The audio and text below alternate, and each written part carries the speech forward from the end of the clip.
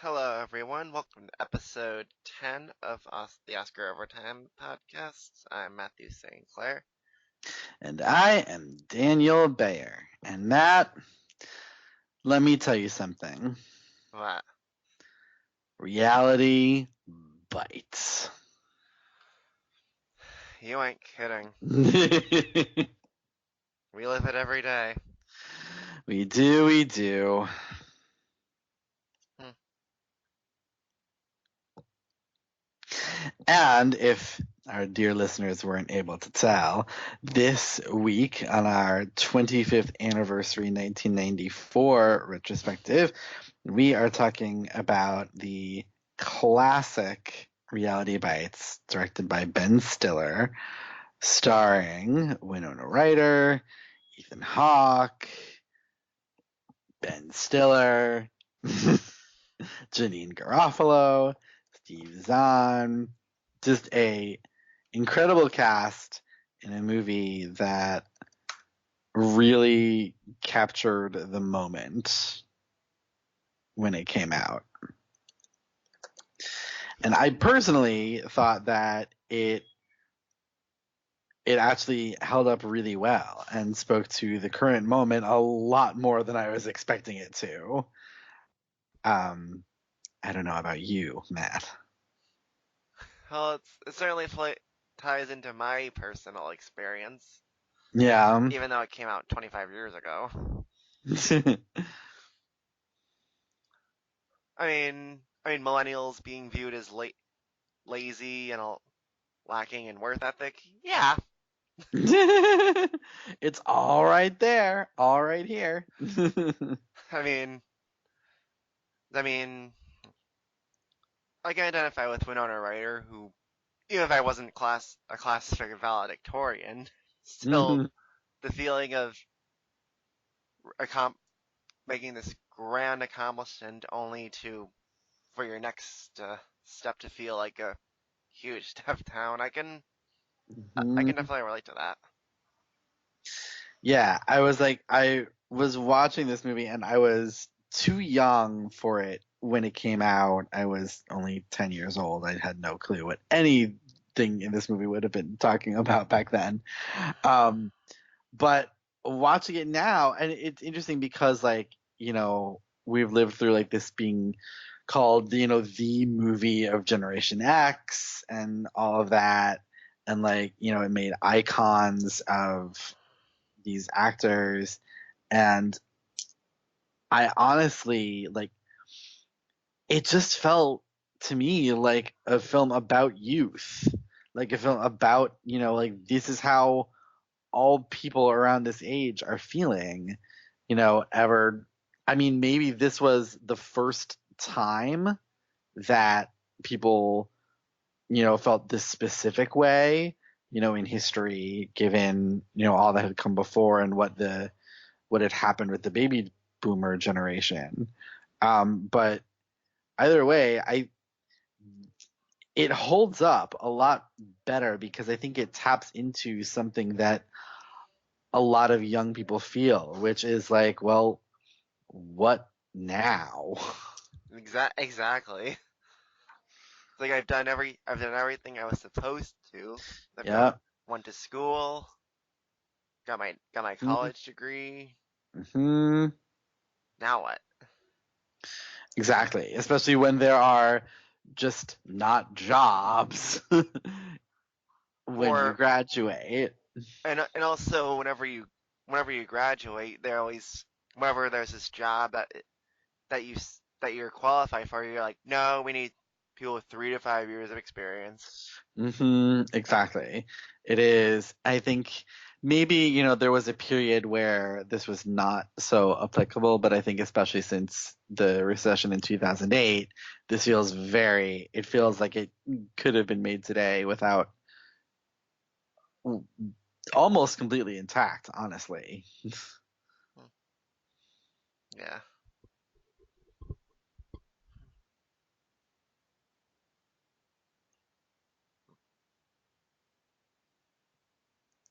but I think the reason that it got shafted so badly is because it's very young. It is very much a youth movie. And while Lady Bird did help break their stigma towards youth-driven films, so hmm Eighth Grade, Edge of Yeah. the Edge of 17, Easy hmm A, Yeah, they don't generally respond to high school movies and even Juno was or lightning. college movies. Even Juno was lightning in a bottle. Yeah. Yeah. And I mean, that Even was also a movie that like made a star, like literally made a star out of not just Ellen Page, but out of Diablo Cody, who wrote the screenplay. and there was also Boyhood, but Boyhood was it was the narrative was based on the 12-year thing. Yeah, and again, like it's Richard Linklater, auteur thing that everyone Yeah. seems to love and be crazy about. Whereas Reality Bites is directed by Ben Stiller. Yeah, who at that point was not You know, Ben Stiller. yeah. But thankful, even though Winona Ryder was nominated for Best Actress, it was for a different film, Yes, it was. the more traditional Little Woman. Which, for the record, I completely love and wholeheartedly support her Best Actress nomination for. I haven't seen that entirely. Uh, How have you not seen it entirely? I started watching it on Netflix, and I was like, not really in the mood for it, and I just shut it off. But I, it's so good. I will, I will watch it, especially, and I will certainly watch it before the Greta Gerwig one comes out. Don't If worry. I'm being honest, it was totally robbed of a Best Picture nomination. And then on the last episode, I know you said that Claire Danes deserved a supporting actress nod. She absolutely did, as did arguably Susan Sarandon as Marmee, and it definitely deserved a Best Adapted Screenplay nomination. Hmm. Yeah, I mean, I can't because I haven't seen Little Women. I can't say whether I nominate writer for this and for Reality Bites instead. But I still think she was worthy of a nod for this, regardless. Absolutely.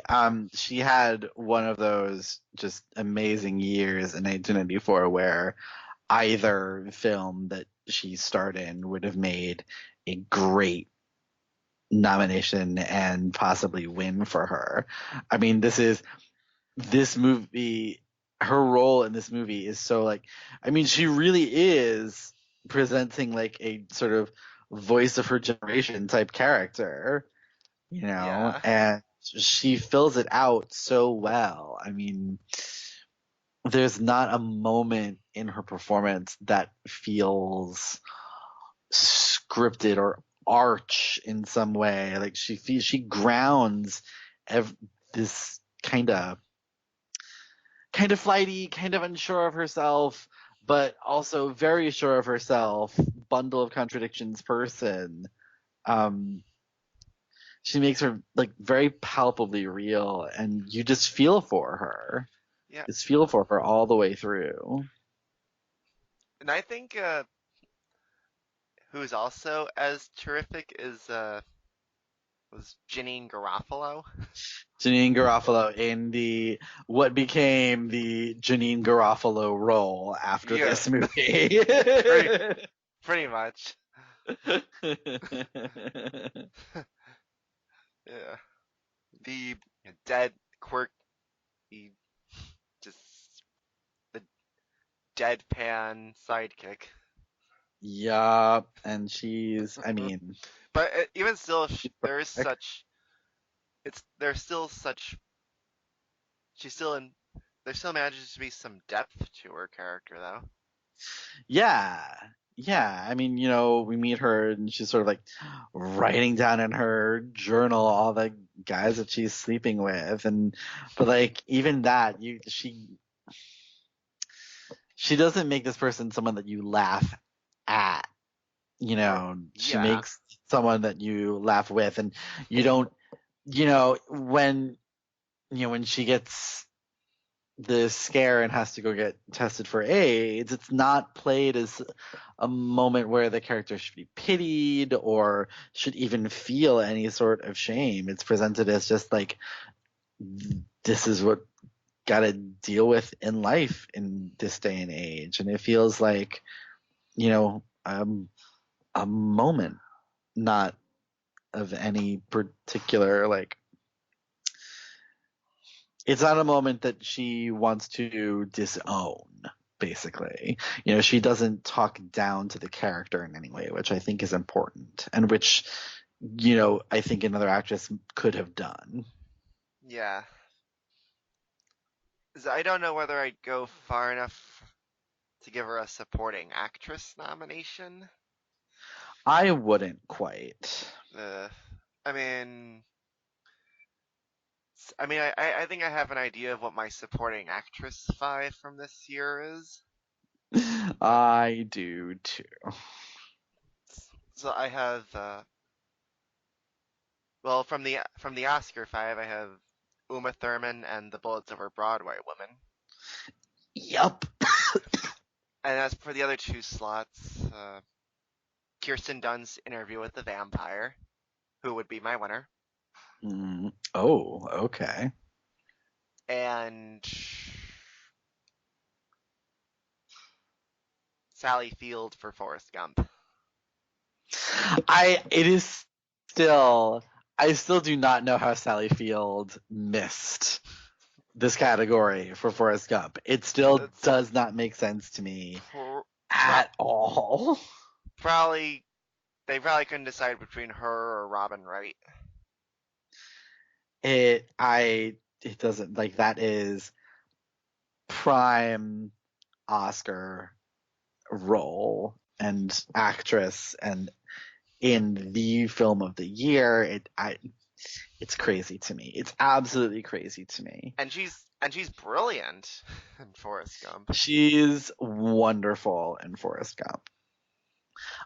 My supporting actress five would be, just as you, keeping Uma Thurman, Jennifer Tilly, and Diane Wiest.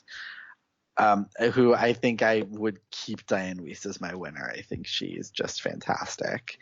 One of the all-time great supporting actress winners. Um, and my other two would be Claire Danes in Little Women, and one actress who we shall be discussing on a future episode. Ah.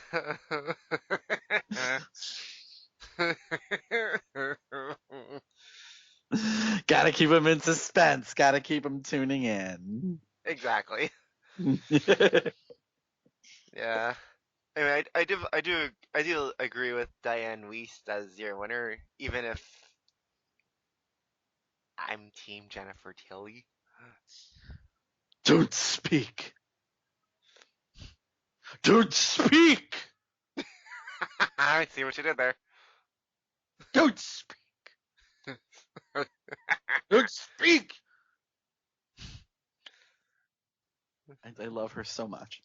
I mean, So much. Anyway, but we're not talking about Bullets Over Broadway, because Bullets Over Broadway got more than enough love at this year's Oscars. yes. And Reality Bites unfortunately didn't. Right. Despite being like, I mean, it was like the zeitgeist film of 1994. Like, it captured the youth of America. And I think one of the things that the screenplay, which I probably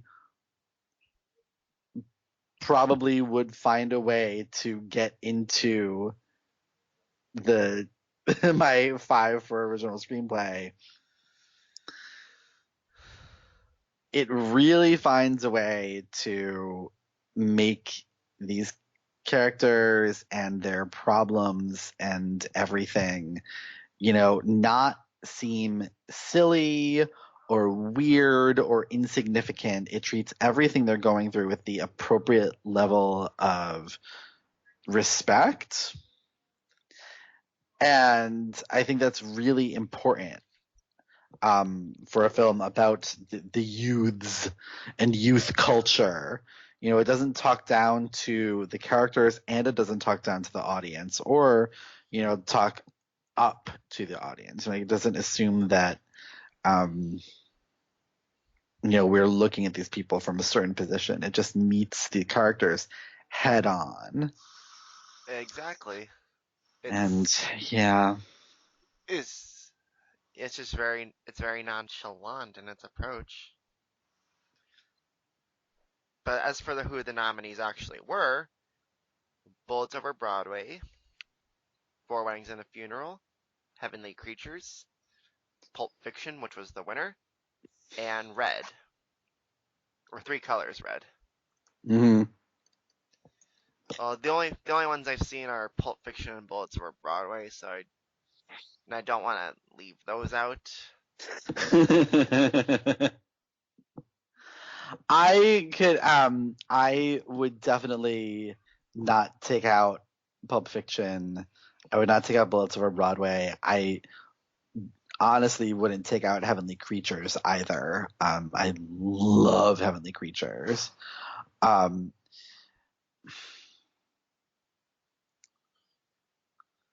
it is tempting to put it in over Four Weddings and a Funeral or Red, even though I'm reticent to take out either of them. Well, well, it's rare to see comedies get this type of recognition, and Krzysztof Kieslowski already got a directing nomination. Hmm. So,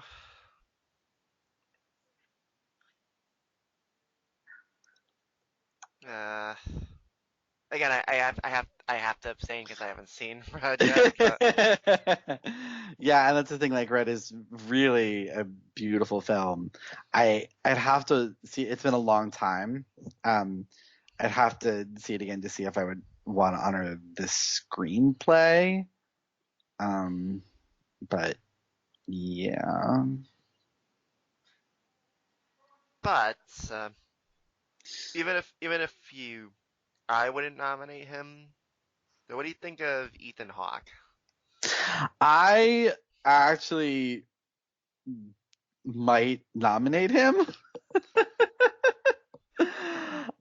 um, Ethan Hawke. I really like Ethan Hawke in this movie. It's hard, right? Because like this is sort of the stereotypical Ethan Hawke role, Yeah. but like, man, he has this guy pegged. Every little gesture, every little inflection in his voice is just flawless. It's so on point. Um, I I love it, and Uh, I I mean, I think like I honestly think that given where he was in his career at this point, prob I think I would nominate him. I mean, this is a huge step up from his previous movies. uh, oh, I will say I wasn't crazy about his hair, but Oh, come on! Oh, but I forget you weren't really a 90s kid, so like it's very nostalgic for me. I loved his performance. Yeah. Oh, he's so good. But as for who the nominees were that year, well, Yes. Tom Hanks, Forrest Gump, who is the winner, Morgan Freeman, Shawshank Redemption, Nigel Hawthorne, Madness of King George, Paul Newman, Nobody's Fool, and John Travolta, Pulp Fiction. I It's been a long time since I've seen Nobody's Fool. Although I don't want to take any nominations away from Paul Newman ever for Me, anything. me neither. I haven't even Um, seen Nobody's Fool, but I wouldn't either. but I'm incredibly tempted to um and I'm hesitating because I know I risk the wrath of millions. I am tempted to replace Morgan Freeman with Ethan Hawke. I'm more tempted to replace John Travolta. Really? I mean, he's even. I mean, granted, it's been a while since I saw Pulp Fiction, but I thought Samuel Jackson was far superior. Samuel L. Jackson isn't in this category. I know, but still, he probably should have been. No, I agree with his placement in supporting actor. Uh, I mean, He does not have very many, if any, scenes without Travolta. He's only in scenes with Travolta, if I remember correctly. And Travolta has lots of scenes without him. uh, I don't know. I mean, I thought Travolta good, was good, but he still didn't impress me the way other actors in the film have. That's fair. That's fair. I mean, I'm probably gonna. I mean, I was saying that risks even more hate than omitting Morgan Freeman, but Possible. Very, very possible. but I ain't afraid of no fanboys. Neither am I.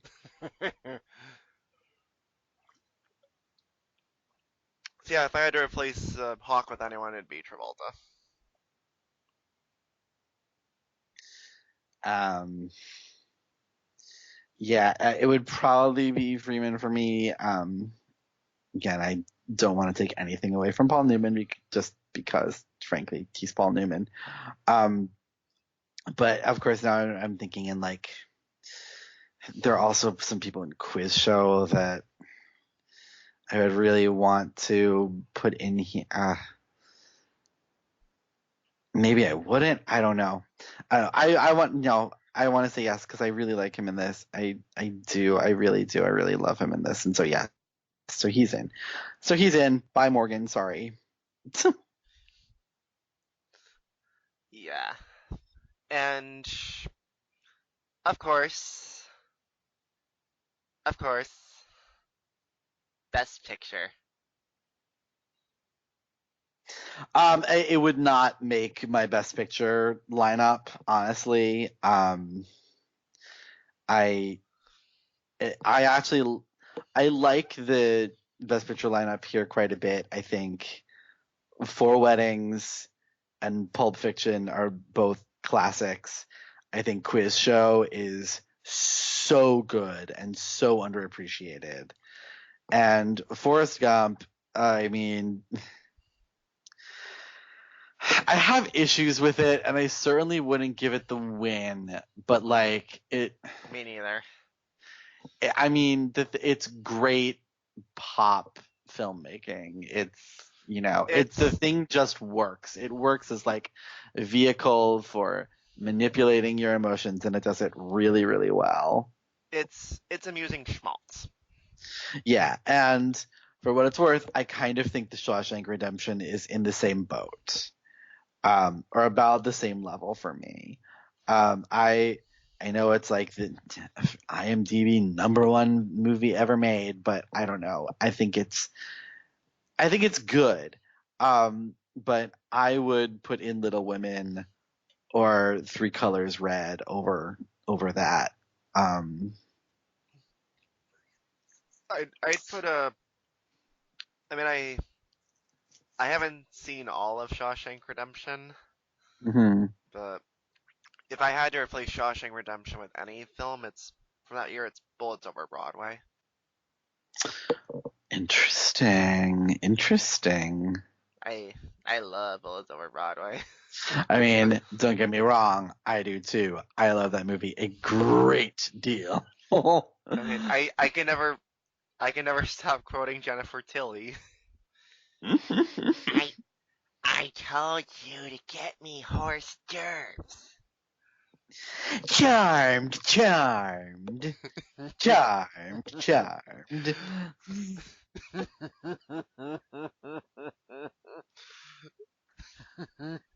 Or I love her so much.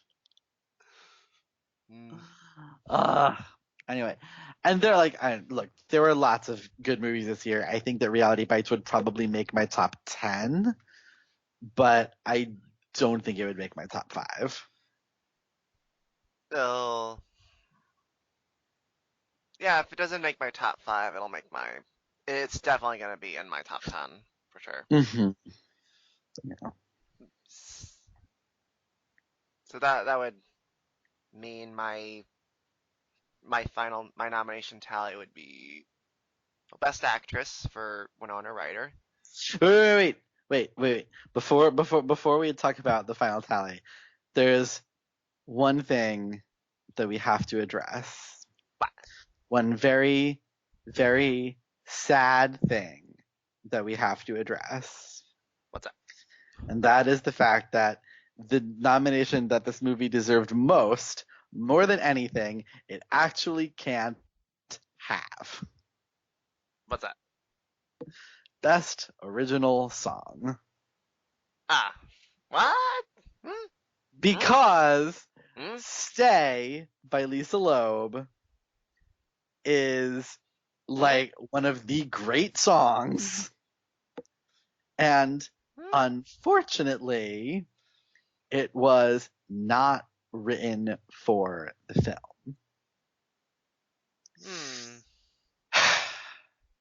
Makes me very, very, very sad. I don't remember that song. It's the closing credits song. Oh. Oh wait, I know. Oh, I'm looking at the lyrics now. You say I know that one. Yeah, here when I want to. I know that song. Such a good song, but because of technicalities like rules, Really? it is not eligible for best song. Although, frankly, it definitely deserved to be in this category. I mean, if it even if it was nominated, it wasn't gonna defeat The Lion King. It probably was not going to defeat The Lion King. For what it's worth, I think the wrong song won.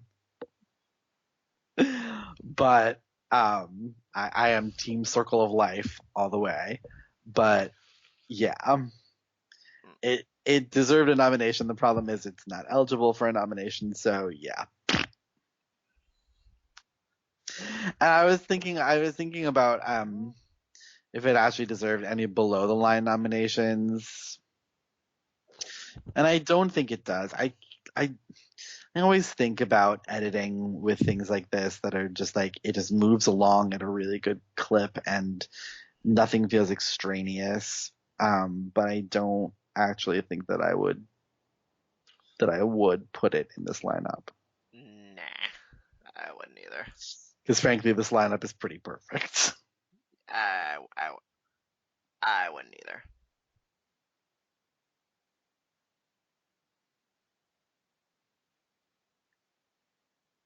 Okay, anyway, so your final tally, sir.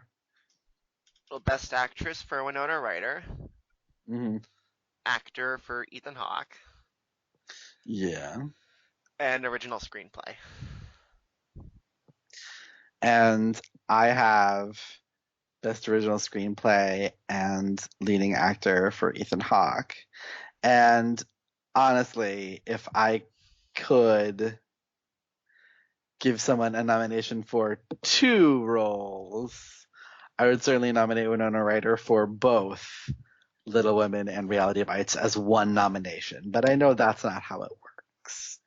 So And we don't give body of work Oscars, unfortunately. yeah, we do. They just pose as regular acting Oscars. But bum.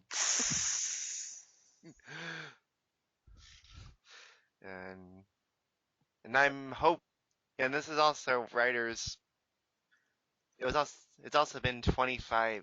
It was also Winona Ryder's last Oscar nomination. Yes, it was. What Age of Innocence was before this. Yeah. Yeah, so yes, it was, and that's frankly very sad. Yeah. But she's been in the upside down as of late, so Hmm. in the upside down world of TV. I love her a lot on Stranger Things. Like a I know lot, a lot. I mean, in spite of my frustration over how poorly written her character is, she still knocks it out of the park. Yeah, she makes that character what she is. Yeah. And I think it's funny how she started with Ethan Hawke in Reality Bites, and in this season she's starring with Ethan Hawke's daughter. There's that family connection. Everyone in Hollywood is connected. Pretty much. Anyhow, so be sure to tune in, listen to our next episode where we discuss Queen Margot.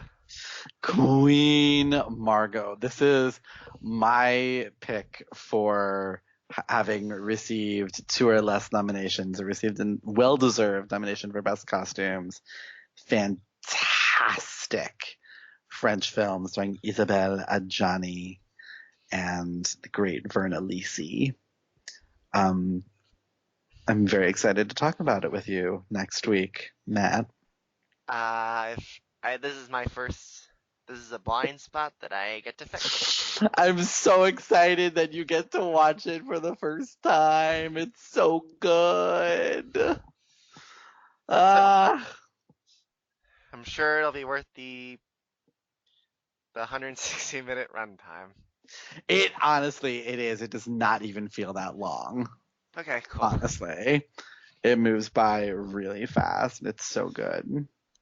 And yes, listeners, please tell us what you think of Reality Bites. Would you give it two nominations, three nominations, none, more? Let us know. Please.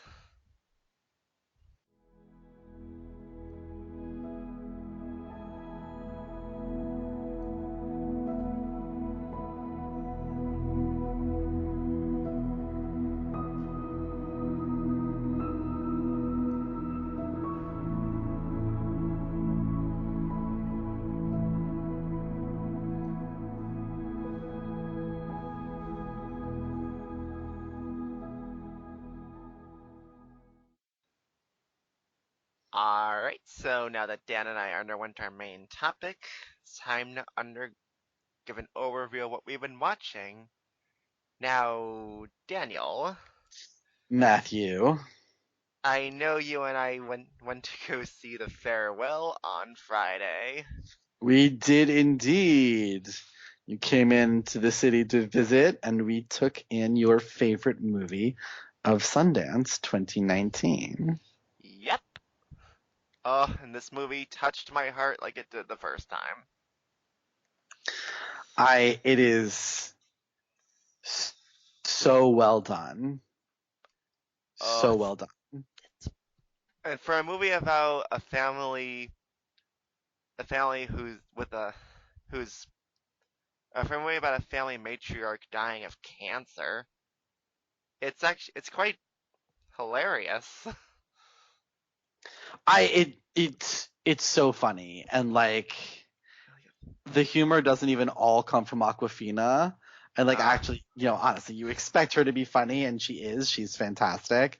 But like the humor is all over and it's really, really funny. Oh, I no, really do love it. Aquafina though I think is such she does such revelatory work. It's like she's Oh my if God. if it doesn't even feel like she's acting. She's just being. Yeah, she is incredible. Like I love her. I love her a lot.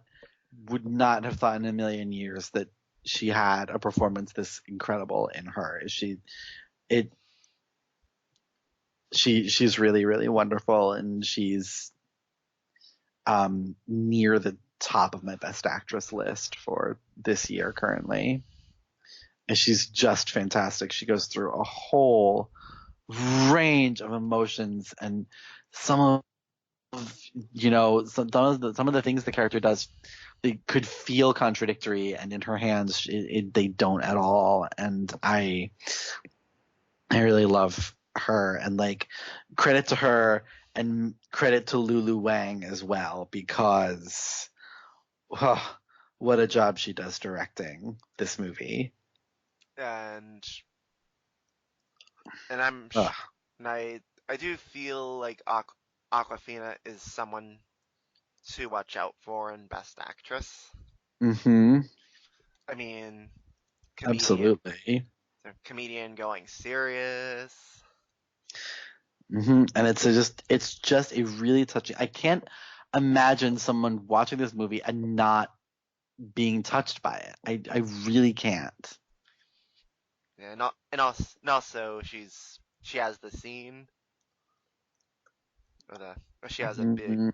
she has a emotional monologue around the second half, and but Angie's got a very hot career right now, so Oh my God, yes. it seems like the perfect moment Hmm. for them to make it happen. And also, while the whole ensemble is great, I thought Zhao Zhuzhen Zhao Zhuzhen Who plays the dying grandmother? or Nai Nai. Hmm. Um, she's great. It is incredibly difficult to get a supporting actress nomination for a foreign language role. Even though the Roma ladies have proven otherwise. They have not proven otherwise. Roma was a sweeper. Right, I get that.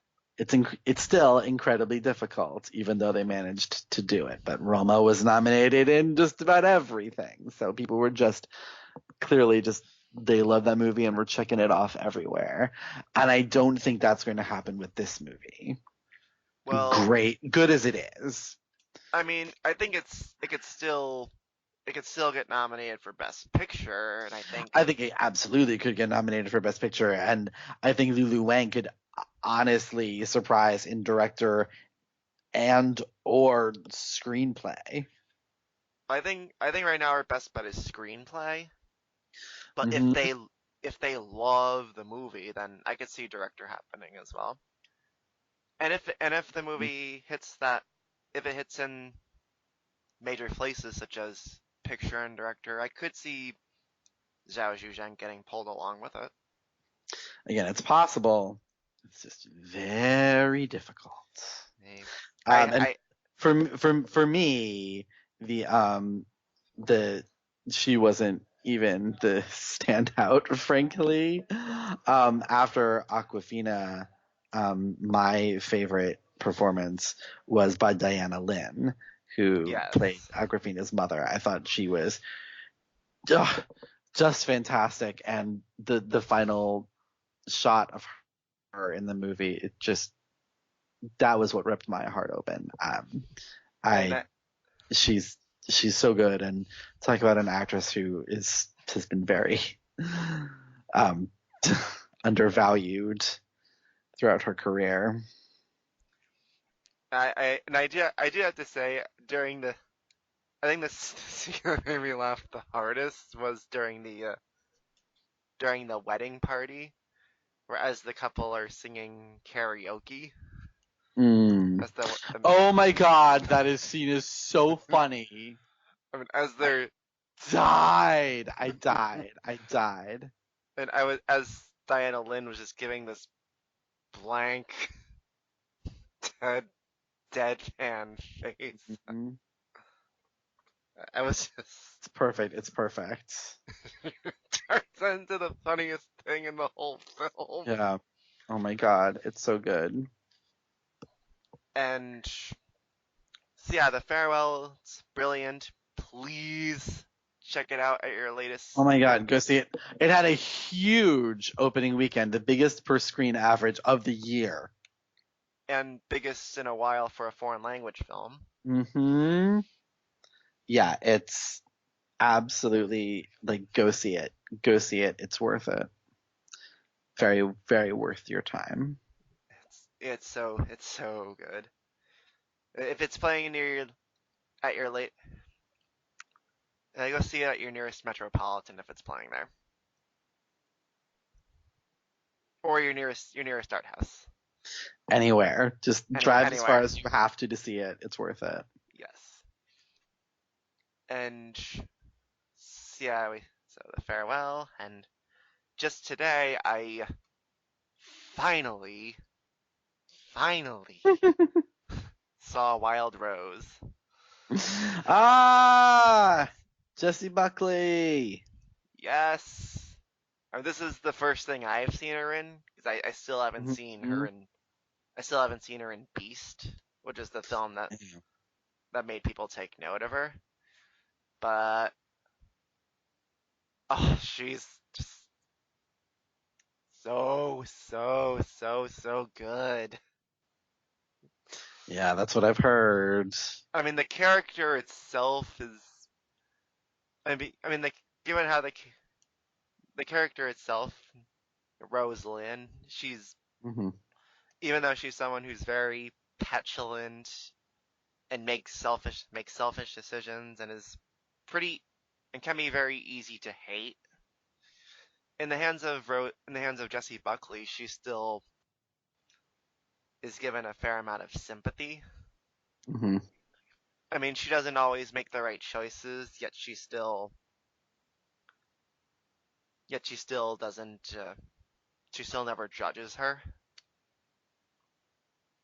Yeah, and Mm. she even demonstrates her contradictory feelings with just her face, Yeah. and her voice too. She's got an Mm. amazing Yeah, her voice, singing voice is amazing. and It's but great singer. as great as it's not just her that's great too. Also, our favorite Julie Walters as her mother. Hmm. Love her. I mean, it's on paper it seems like a stereotypical disapproving mother, but she still gives it a fair Hmm. amount of shades. Yeah. I as she does with just about every part she plays. Yep, and even also Sophie Okonedo Yes. We love Sophia Canedo. as the as someone who hires just as a rich wife who hires Jessie Buckley as her cleaning lady, who sort of Mm, she's someone who is sympathetic towards Rosalind's dreams and tries attempts to help her make her dream come true. She's mm, even she even she can even with just her eyes she can still say more than what pages of an actor can with pages of dialogue. mm. Uh, and it just her performance shows that films could use more of her. Oh, any film is lucky to have her. So yeah, and and it also really touched me because it's not only about chasing a dream, but the sense of your home not feeling like home, and Mm, how it doesn't matter where you're from or what life circumstance you're in. If you've got the talent, go for it, no matter how long it might take or where you're from. If you've got a form of artistic expression, show it no matter show it in any way you can. mm, Yeah, this is I it's like it. it's so brilliant. And it's directed by Tom Harper. Harper, not Tom Hmm. Not Hooper. Yes, we know that's something else. Tom Harper, who's also going to be who's also directing The Aeronauts from Amazon coming later this year. Oh yeah, that's getting a lot of very good buzz. Yeah, Interesting. but yeah, and Jessie Buckley, we can just add her to the growing list of tremendous leading actress performances from this year. It really has been a good year for lead actresses. I mean, you have Jessie Buckley, Aqua. Besides Jessie Buckley and Aquafina, the book smart ladies, Florence Pugh, Mi- Queen Florence Pugh. Lupita Nyong'o, Oh God. Emma Thompson, Hmm. Elizabeth Moss.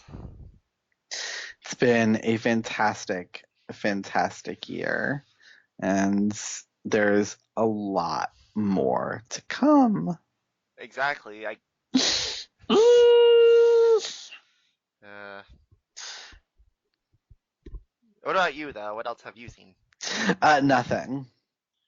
Uh, That was the only movie I watched this week. Well, I watched Reality Bites, yeah, but same. those are the only movies that I was able to watch this week, unfortunately. Yeah. Uh, yeah. Yeah. I mean nominations. They're very exciting. Very But exciting. I mean, the Emmys are always frustrating, but yeah, I've there's a lot still of good in with the weird and the huh? and I will admit I'm still recovering from the Richard Madden snub. I know. I wanted to ask how you holding up, buddy. How? How? You love the show. It's because he's very pretty, isn't it? It's because Game of Thrones is sweeping, Uh, and Kit Harington took his place. they wanted they nominated Jon Snow instead of Robb Stark. Yup. Ugh. It makes no sense.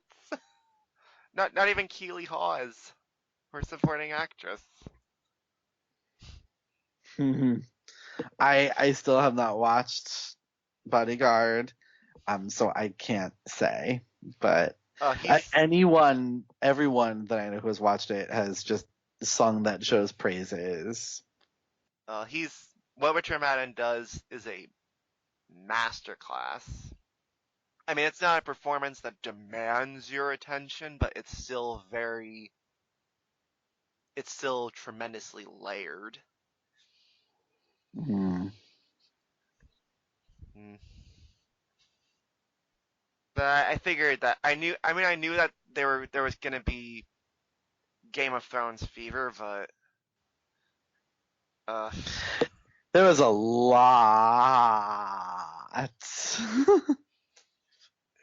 and I will say I loved the nomination for Christina Applegate for Dead to Me. Hmm. I mean, Sadly, no Linda Cardellini, but I didn't really expect that one anyhow. But I knew because I figured if only one of them was gonna get it, it was gonna be Christina Applegate, given her Mhm. previous Emmy pedigree. Mhm. But I love it. I I love it. haven't watched that yet either. I was mostly happy for Pose. Yay! Best drama series, baby, and best lead actor in a drama for Billy Porter. Woo! But Uh, like, really, really, you couldn't find room to nominate MJ Rodriguez and India Moore. I, the Emmys giveth and the Emmys taketh away. This is what they do. exactly. Hence the Richard Madden snub. Hmm. Like I said, I still haven't recovered from that. Yes, it was ever thus. And also when they see us, it's better than I expected. Oh God, the most nominations of like anything. I mean, Jarrell Jerome got in as expected. Mhm. And you see Nash and Ingenue Alice, which yay! I know. I love Anjanou Ellis. I've been a fan of her for quite some time. I was like, oh my god, when she got that nomination.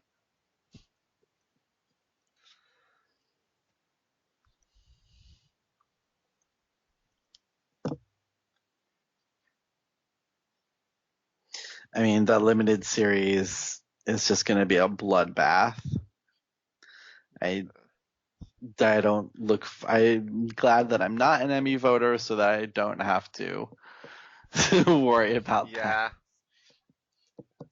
Oh, and even though I still haven't seen a very English scandal, Emmy nominee Ben Ah, Wish, Emmy nominee Ben a Wishaw, very English scandal is fan flippin' tastic.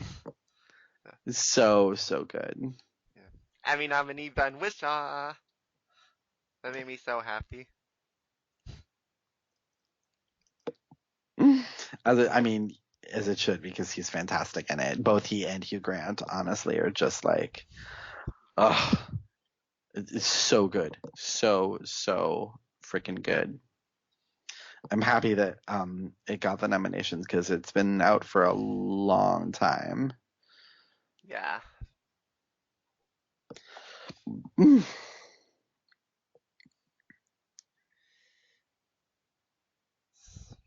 Anyhow, so before we call it a night, remind our listeners where they can follow you on the internet. You can follow me on Twitter at Dan on Film. You can catch my writing at Next Best Picture and The Film Experience. Matt, where can everyone find you online? On Twitter and Instagram at FilmGuy619, and you can be sure to check out my freelance work on places like, or primarily on Award Circuit and Cinema Centuries. You can be sure to listen to the Oscar Overtime podcast on Podbean and Spotify, and follow our Twitter account at Oscar Overtime. This is Matthew St.Clair. And Daniel Bayer signing off. Stay golden.